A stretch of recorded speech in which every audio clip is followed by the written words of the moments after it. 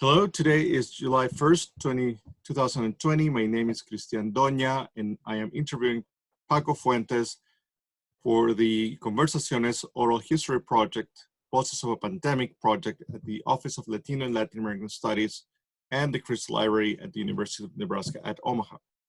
This project is in partnership with the Voces Oral History Center at the University of Texas at Austin.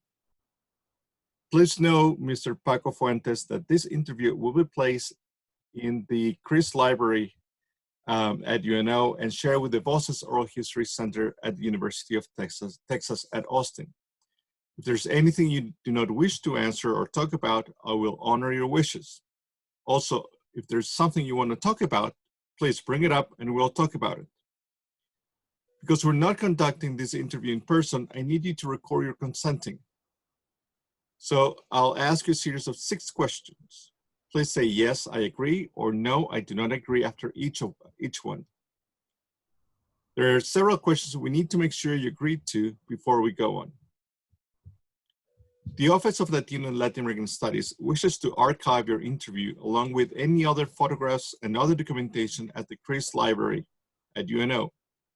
Chris Library will retain copyright of the interview and any other materials you donate to the Office of Latino and Latin American Studies at the University of Nebraska at Omaha. Do you give the Office of Latino and Latin American Studies consent to archive your interview and your materials at the Chris Library, University of Nebraska at Omaha? Yes, I do. Do you grant University of Nebraska at Omaha Chris Library right, title, and interest in copyright over the interview and any materials you provide? Yes, I do. Do you agree to allow Chris Library at University of Nebraska at Omaha to post this interview on the internet where it may be viewed by people around the world? Yes, I do. Do you grant the Office of Latino and Latin American Studies at UNO consent to share your interview and your materials with the Voces Oral History Center at the University of Texas at Austin for inclusion in the Voces of a Pandemic Oral History mini project, which will include posting the interview on the internet? Yes, I do. We have many questions in the pre-interview form that we have already filled out. We use that information from the pre-interview to help in research. The entire form is kept in a secure Voces server at the University of Texas at Austin. Before Voces sends it to the Benson Library and Chris Libraries, we will have stripped out any contact information for yourself or family members, so that it will be not part of your public file. Your public file will only be accessible at the Benson Library, UT Austin, and the Chris Library, UNO. Do you wish for us to share the rest of your interview in your public file available to researchers at the Chris Library? Yes, I do. On occasion, the Office of Latino and Latin American Studies and Voces receive requests from journalists who wish to contact our interview subjects. We only deal with legitimate news outlets.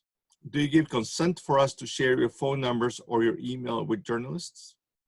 Yes, I do. Thank you, Paco. Okay.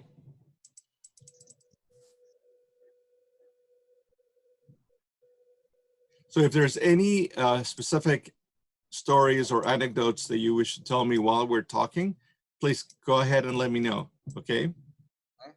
So tell me a little bit about yourself. Well, I grew up, first of all, I came over from Mexico as a toddler. I have hardworking parents. My father worked in the packing house. My mother was a seamstress.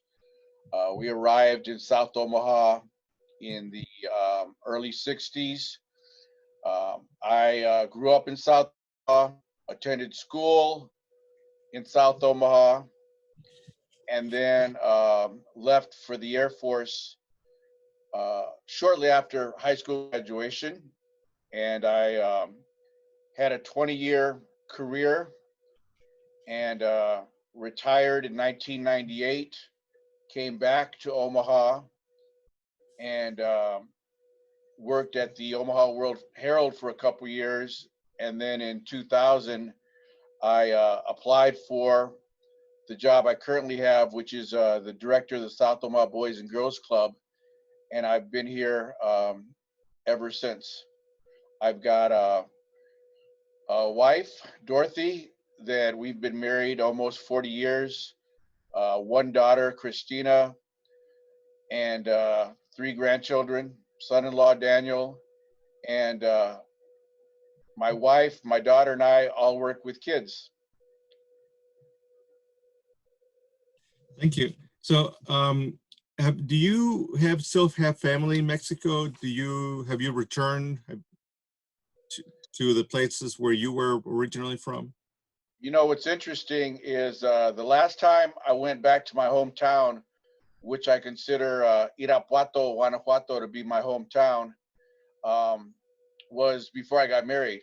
So it was about 40 years ago, and I haven't been back since.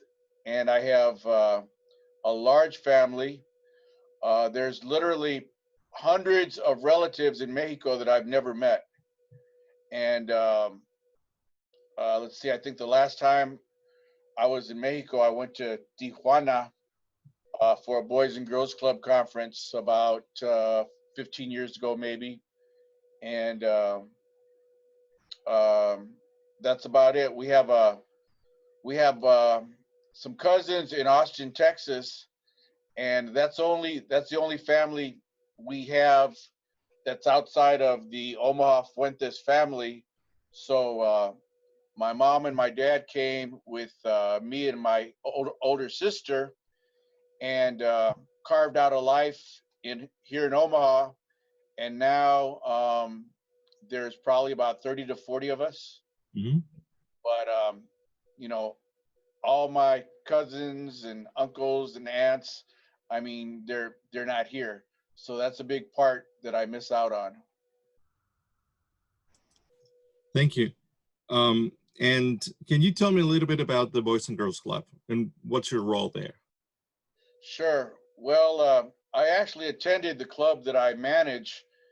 I was a member from 1968 to 1967 to 1977. And at that time, it was Boys Club. And it's basically an after school program with a standalone facility. And it has different departments, sports, academics, arts, education. And so it's a very good supplement to school. And when I was a child, I came to this club every day.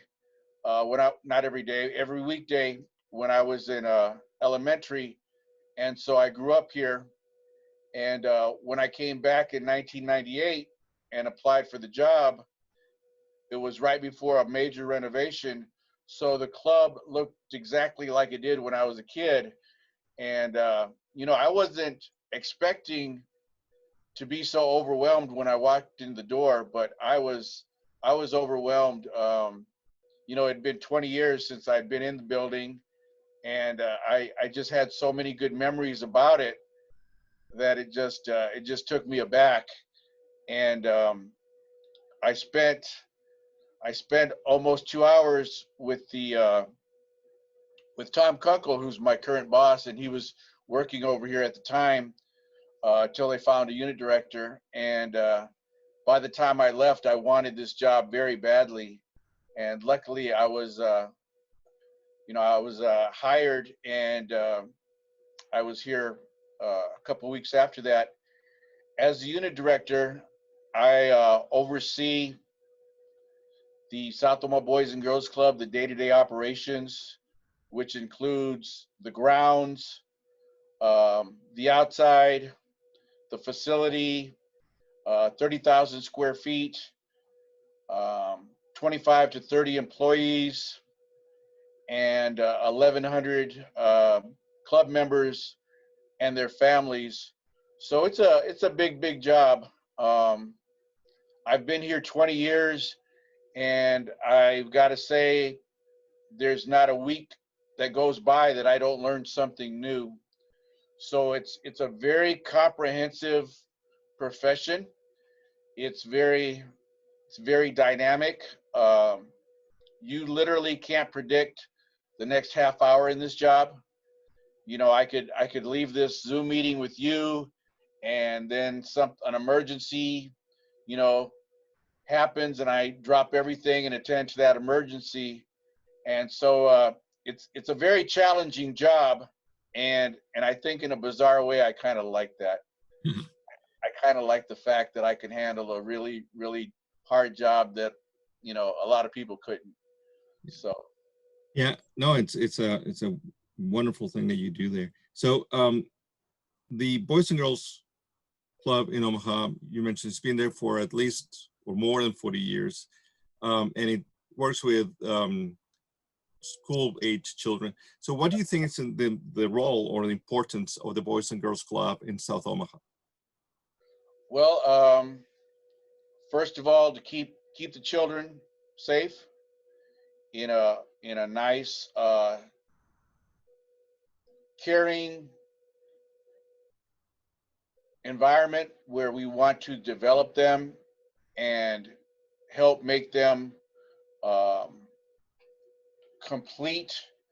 And that's why we have the different departments that address different facets of life: academic, sports, education. And I would say our job is to try and narrow the gap between the haves and the have-nots. And I take that job very seriously. Um, I think it's my charge to help our older kids prepare for life after the club.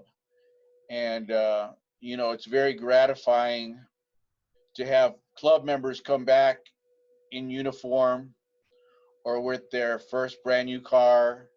I had a young man that went went to college with our help, and he came back in his white lab coat with his brand new car, and he was works in a drugstore, and he did what he planned to do from when he was very young, and I was very excited and happy for him, and he couldn't wait to come show us. So it's very gratifying work, but it is a challenge.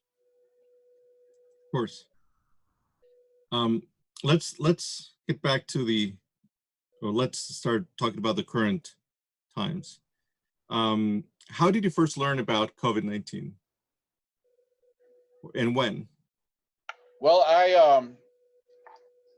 I'm an avid reader, and I look at the news both on TV and over the internet, and I probably spend a couple hours a day reading or listening to the news.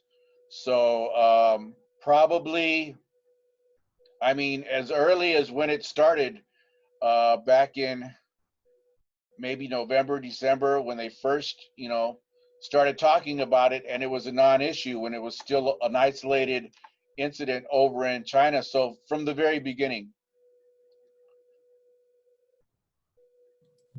And what was your initial reaction to this information, or how does that reaction change between November and, let's say, March? Well,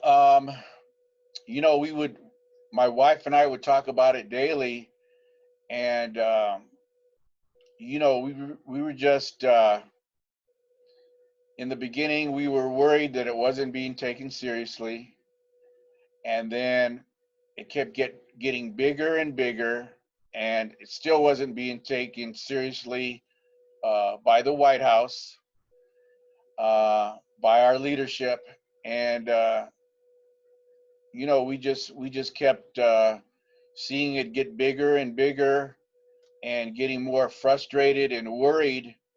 And then our worst fears have come to fruition, where it became a pandemic, and then it quickly spread into state after state until it finally came to Nebraska and our surrounding states. Then to this point where every day it's just there's tragic stories. Um, the experts are saying that it's going to get worse, which is even more troubling. So I've followed it from the very beginning till now, pretty much every day. Thanks. And when did you start thinking that this is a major problem and that you were going to have to make some changes to your work and to the Boys and Girls Club? Um, Probably in early March, where it was again starting to get bigger, and then on March 13th, the organization decided that we were going to close the club, and then that definitely changed everything. And this was a decision that you had to make, or was a larger decision from the regional or the state administration?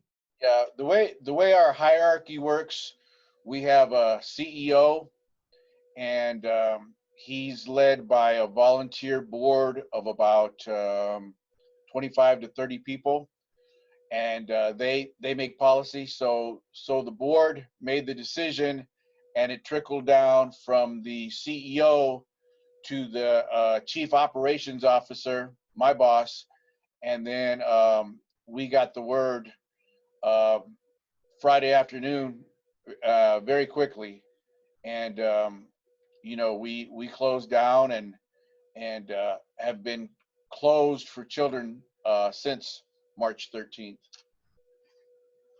But have you been working with the children in any other way? Oh Have yeah, you been serving meals? yes. We about a week and a half after that, so that puts it probably the third week of March, we decided to distribute dinners because we'd seen a lot of evidence that people were handing out lunches, but we really didn't hear that people were handing out dinners.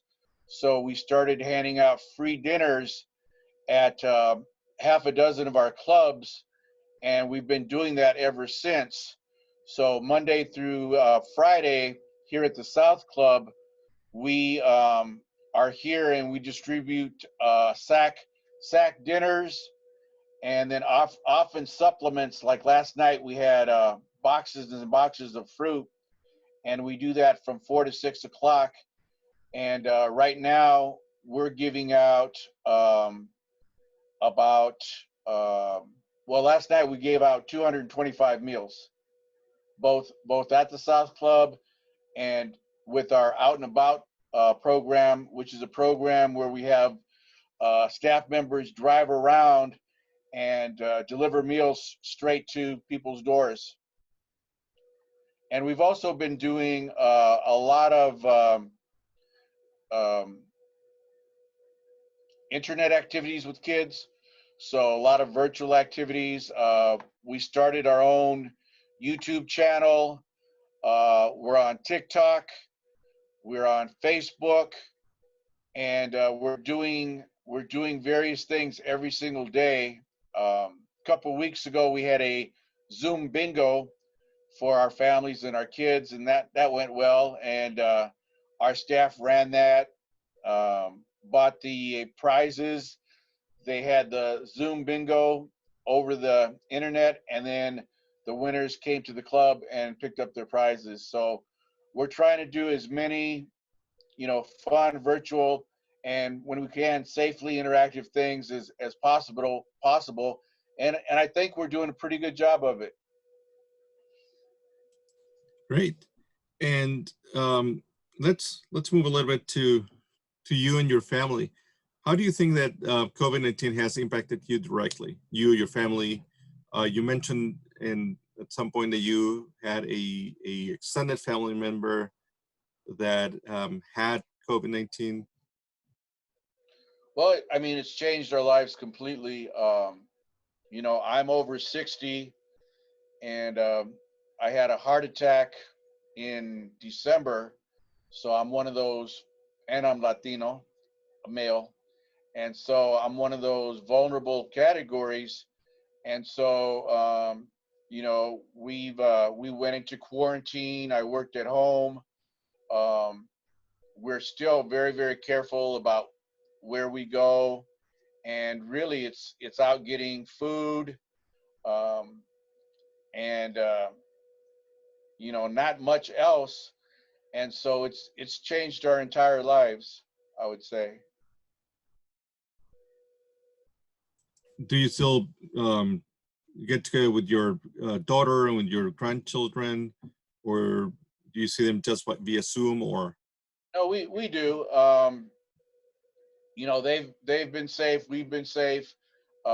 We see them quite often. My mother's um, 86 years old. I see her several times a week.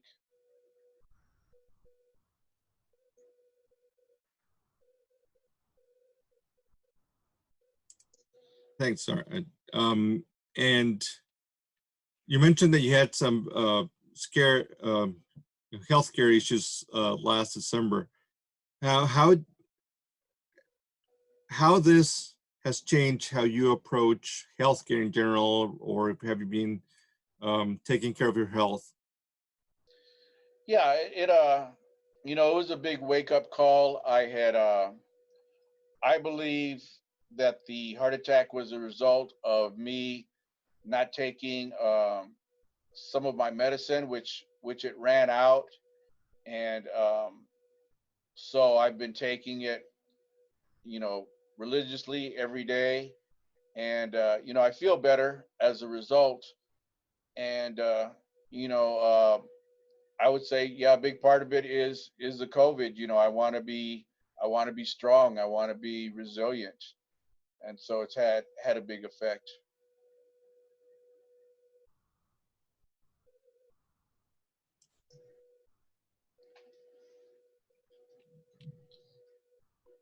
And let's go back to the club a little bit. Have you seen the impact of COVID-19 through the meetings you've had with children? What kind of impacts have you seen? Well, the kids missed the club. Um, on the first day when we were distributing meals, this car pulled up to the club, and this little boy ran out. And he came to the club. He saw cars and people, and he thought the club was open again. And so when he found out that we were giving out meals, he was actually super disappointed. He was hoping so bad that the club was open again. So our kids missed the club, the staff missed the kids, and it's a sad thing. I hope we'll be able to open safely soon. Great, but now have you seen have you met with any of the children via Zoom in this period? Have you talked to them directly? Um, I've sat in on the Zoom meetings with the staff, but I tend to sit back and observe more. So I've talked to the kids, but I'll be honest with you, I haven't talked to them about COVID. Okay, I just, hey, how are you doing? Try to keep it light. good. And about the club itself, have you seen any impacts? We know that South O has been hard hit by COVID-19. We know that our community organizations have been impacted.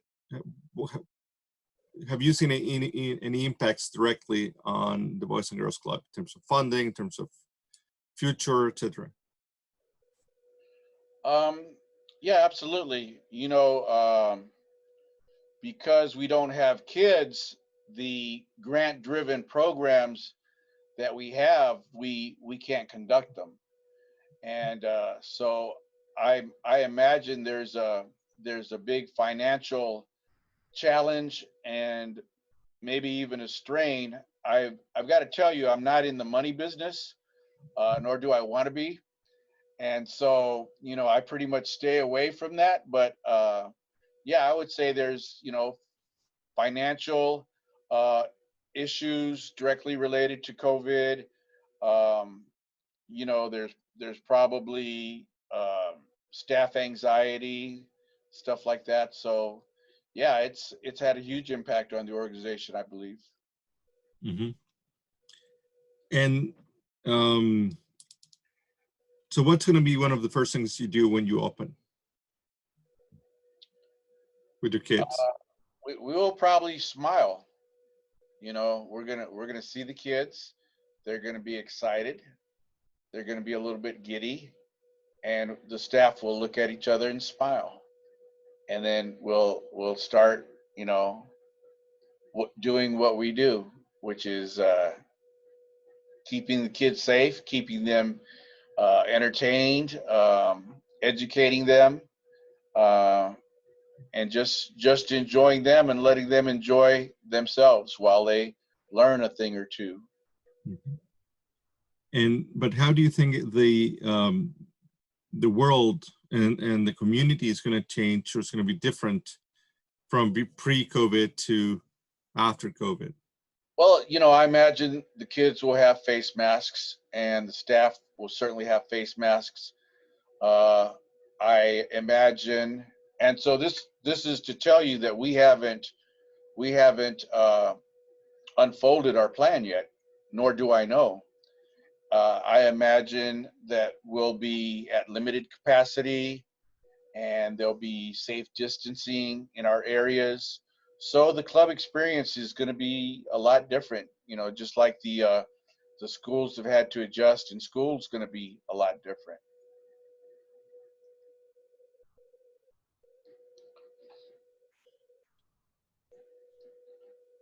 And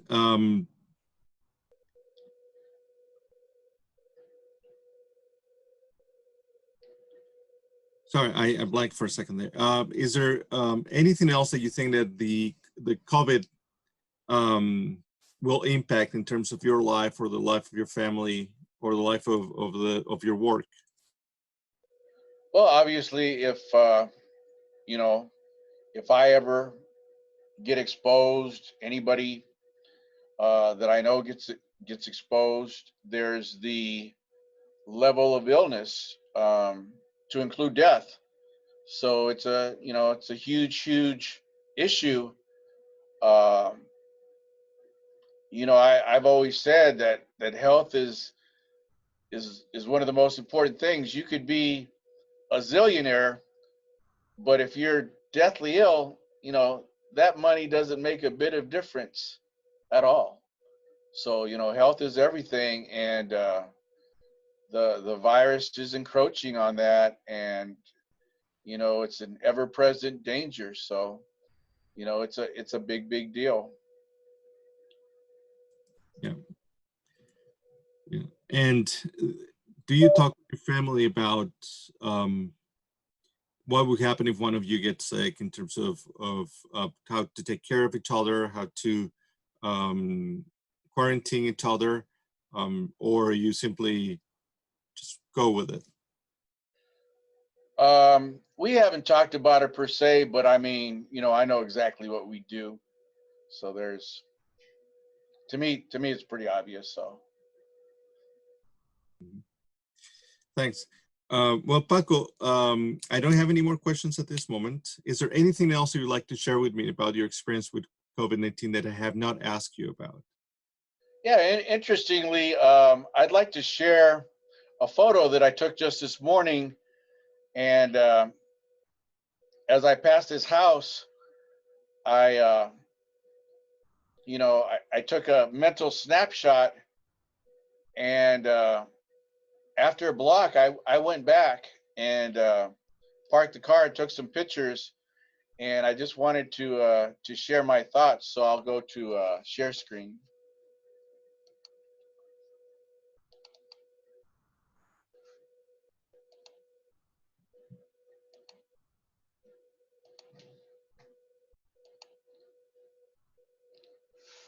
So this is a house on the corner, and it's in South Omaha, very close to the club.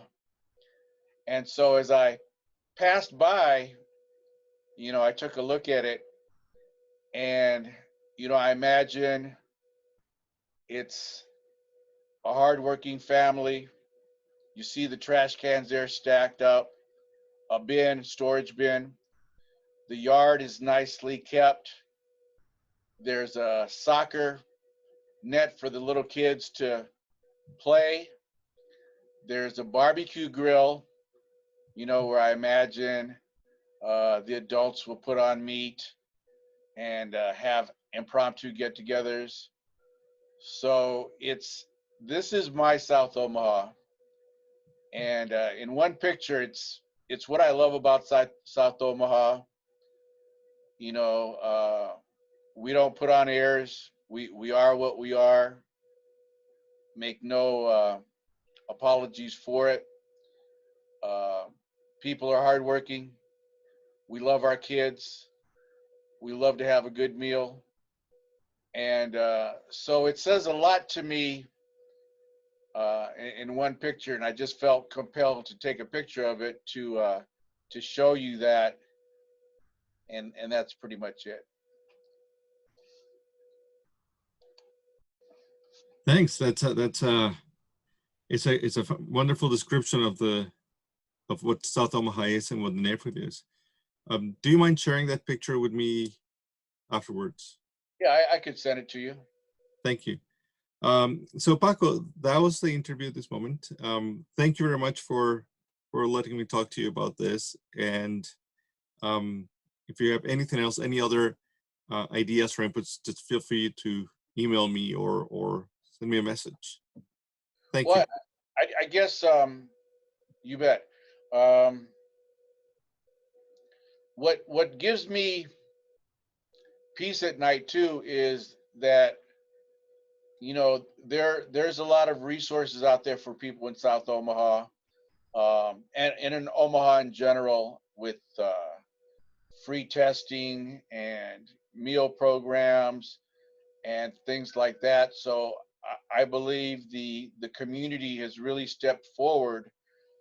I'll tell you that since we started our meal program, we've received donations from Hy-Vee, Walgreens, JBS packing plant.